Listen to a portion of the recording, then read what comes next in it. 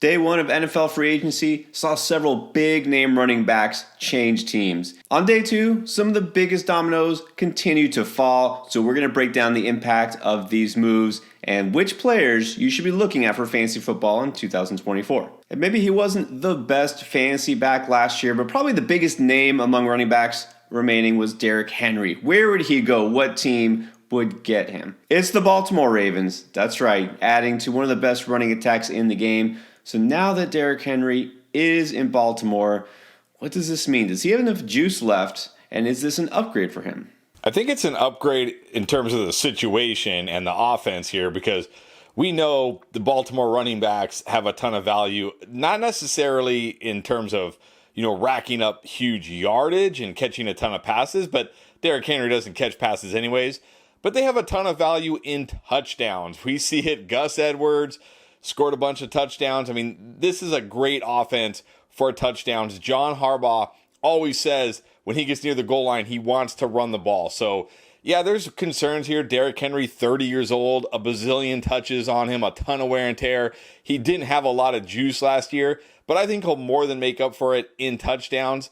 So I think we're going to probably see a very similar Derrick Henry to what we saw last year in terms of fantasy, where you're not going to get 150-yard games from him, but you're probably going to get plenty of touchdowns. And I think we're going to see his ADP skyrocket now. He had been one of the best values really in drafts going pretty late. I think we're going to see that jump up now. Yeah, honestly, I think the only landing spot that might have been as good or better would be the Cowboys, because they have a great offensive line and all that.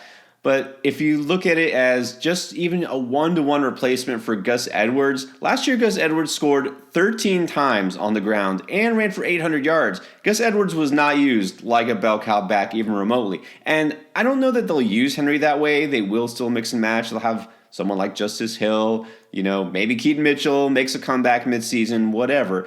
Of course, Lamar Jackson is going to steal his share of carries and touchdowns. And still, Derrick Henry will, I think, at the very minimum, get a dozen touchdowns. I don't want to exaggerate, how good he could be, because obviously we know Derrick Henry has a lot of tread on his tires, but still, even if he just puts up Gus Edwards numbers, we're looking at a high-end RB2, so I'm still in on Derrick Henry, I guess. Now, the domino effect was real because, as we talked about previously, Josh Jacobs went to the Packers, a move that honestly nobody saw coming. They immediately cut Aaron Jones, and what happened? He landed in the same division. He's a Viking now, because you may remember Alexander Mattison is gone.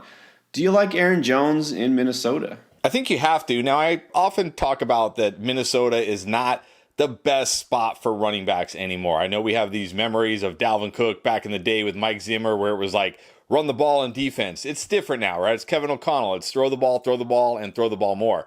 But Aaron Jones, I feel like, still had enough juice last year. He's another guy, 29, so you got to be a little nervous. But I feel like he had enough juice last year, and he's such a good player in the passing game still that I feel like he's going to have good value. To me, this feels like a very lateral move for him for fantasy purposes. Like Green Bay, Minnesota, I know it would be better if Minnesota had a quarterback right now, but they don't, but I'm sure they're going to fix that. But I feel like this is still a good spot for Aaron Jones. I feel like kind of how I felt about him if he would have stayed in Green Bay, like a RB2 with decent amount of upside. Well, it's really hard to answer this question right now. Like you said, as of right now, again, free agency just getting started, and there's still NFL draft to go. Minnesota's quarterback is Sam Darnold. I don't know if that makes me too confident about anybody in that offense, just to be honest. Aaron Jones, I feel, gets a little bit of a downgrade here, because not just that he has to be in a new system and a team, but Minnesota, when's the last time they were a good rushing offense?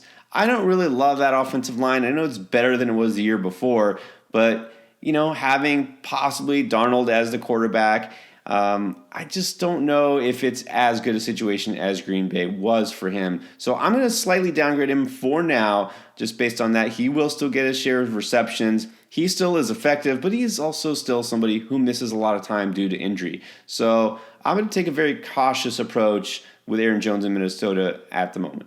And then one of the other big surprises of day one was Zach Moss going to the Bengals. Why? Because they're done with Joe Mixon, and they were on the verge of releasing him, but instead traded him to Houston. So now the Texans, I guess, landed sort of a big fish in free agency without being in the free agent market for a running back. But what is this in terms of fit? Is this good for Mixon and is it good for Houston? I think it's good for Mixon. I don't know if it's as good as Cincinnati, although this Houston offense was very good last year, and we did see Devin Singletary have some nice games. But I don't know if this is an offense that's going to utilize the running backs the same way Cincinnati did, especially in the passing game. We didn't see that last year from C.J. Stroud. He's a guy, he'll take shots, he'll throw the ball downfield. So I think it's okay for Mixon. I mean, it's certainly better than Joe Mixon being out there on the streets looking for a job. And I think he'll still be the guy. I mean, who is he really competing with here? Like Dameon Pierce, who was terrible last year. But I think Joe Mixon is just kind of going to be Joe Mixon again. He's going to have some weeks where you're happy you started Joe Mixon, and he's going to have some weeks where you really wish you didn't start Joe Mixon. So, yeah, just kind of a low-end RB2 that, if you got nothing better, then Joe Mixon will work. Yeah, and to me, this actually feels very lateral. Houston's not a team that really used a committee approach. I feel like Mixon's going to get most of the carries just like he did in Cincinnati. So I feel like workload will be the same. I think he's going to rely a lot on touchdowns to be productive. I don't know that it's better in Houston than it was in Cincinnati because also a team that will throw in the red zone quite a bit. I don't feel like Mixon's going to find the fountain of youth or anything like that. I expect about a 4-yard per carry average, maybe a little bit less. So I don't know that I feel any differently about Joe Mixon either. Now, it wasn't just the running backs making moves. Wide receivers, there were a lot that are available. The biggest name out there for fantasy purposes that we care about is Calvin Ridley. Now, Calvin Ridley, as of right now, is either going to stay in Jacksonville or become a Patriot. So let's break down both options because it feels like he's weighing his options. If he stays in Jacksonville, do you feel any different than you did last year about him? I'm going to say right now, if he stays in Jacksonville, I am going to be so high on Calvin Ridley. The reason being Gabe Davis, who we're not going to talk about, but he did sign with Jacksonville. The reason why Gabe Davis makes me so high on Calvin Ridley is Gabe Davis will play the X role. And that's the role that they had Calvin Ridley playing last year. And it's not what he's great at. He struggled against press. He had to sit there on the outside against press coverage, struggling. Calvin Ridley is much better as a flanker. Move him around the formation. Let him get plus matchups. Now Gabe Davis, who's terrible anyways, can take that X role and get destroyed by press coverage because who cares? He's not going to be open no matter what. And Calvin Ridley will be free all over the field. I really think if Calvin Ridley signs in Jacksonville, he's going to smash this year. All right, well, Calvin Ridley in Jacksonville, to me, it's going to be more about Trevor Lawrence. Is he actually going to show any progress from last year? Because we saw him get worse as the season went on and then get hurt. And now they're bringing in Mac Jones. Not that in any way I have any worry that Mac Jones is going to steal his job, but I feel it's almost like a message to Trevor Lawrence like, hey, we could at some point look at other options, somebody just to push you if nothing else. So I feel like Ridley is still going to be a solid receiver. The thing is with Ridley, I think he was overvalued last year. And I said this, round 3, it was too soon for me, and it wound up being a little too soon for him. I feel like this year, he's going to be fairly priced in drafts. So if he stays in Jacksonville, I'm okay taking him because he's probably available round 4 or 5 instead. Now, if he becomes a Patriot, it won't be Mac Jones at quarterback. It'll be somebody. And I'm guessing it'll be a rookie. But just the idea of him in a Patriots uniform, does that make you feel any sort of feeling about Ridley?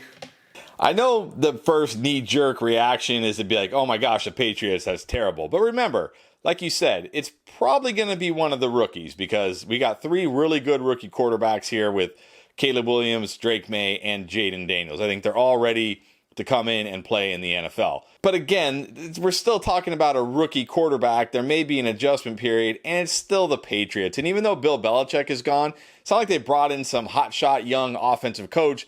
They brought in the linebackers coach who Bill Belichick basically groomed to be the next head coach. So it's probably still going to be a slow, defensive-minded team. So I certainly will not like him as much in New England as in Jacksonville. But also, I think people will overreact if he goes to New England, and he'll drop so far in drafts that I'll probably end up having to draft him. Well, he'll definitely drop, and I'll probably still avoid him because, my knee-jerk reaction to the thought of really Ridley or any big-name receiver in a Patriots uniform is that. It's kind of disgust.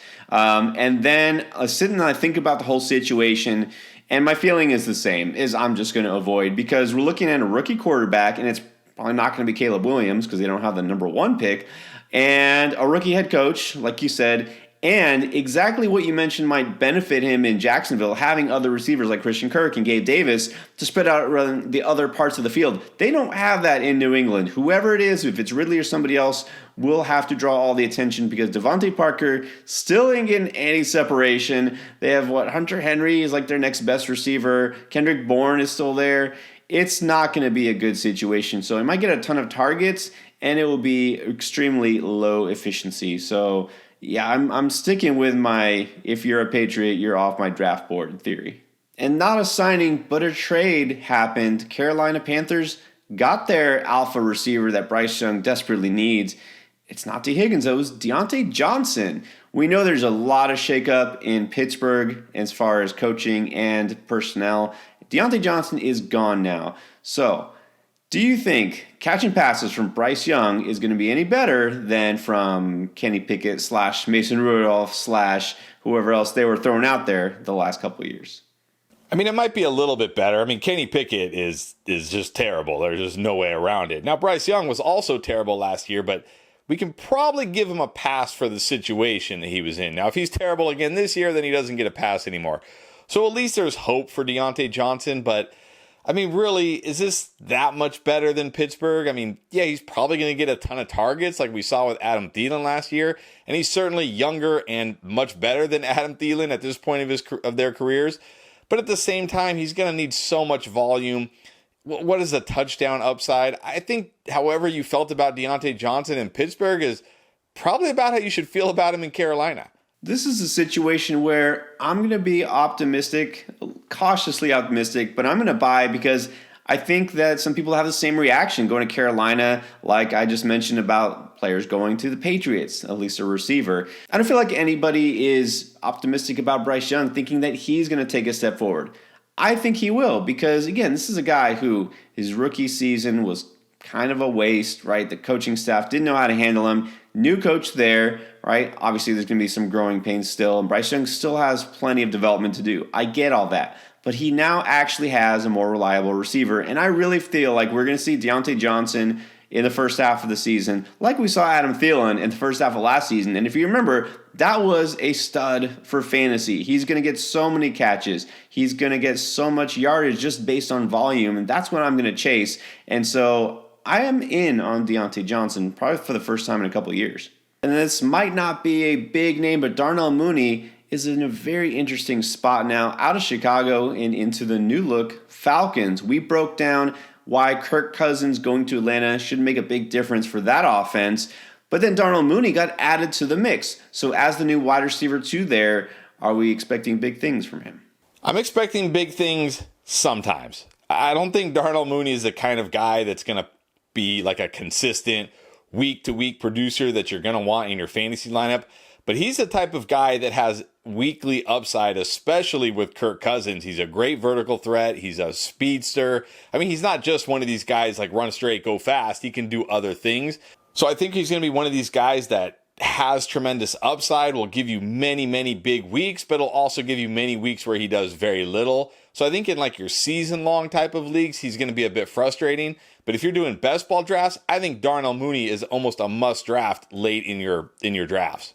This is going to be a classic better in best ball type play. You mentioned Gabe Davis earlier. He still is the same guy, right? Doesn't matter. Different team, same guy. He'll be great for a couple of weeks and useless most of the others. Darnell Mooney's not going to be that extreme, but like you said, there's only so much to go around. I know Kirk Cousins likes to pass the ball, but already got Drake London, Kyle Pitts, Bijan Robinson. Mooney will get his share of touchdowns, right? He'll probably get a handful. But I also feel like they can't be done, right? This can't be it. The Falcons need a lot more depth on that roster. So they're probably going to draft somebody else, maybe add another name. So Mooney, like you said, I'll take a couple of shares of him in underdog best ball drafts, but I'm not really in on him too much in redraft. And if you missed a reaction to the first day of free agency and all the big name running backs that switch teams, well, check that video out right here.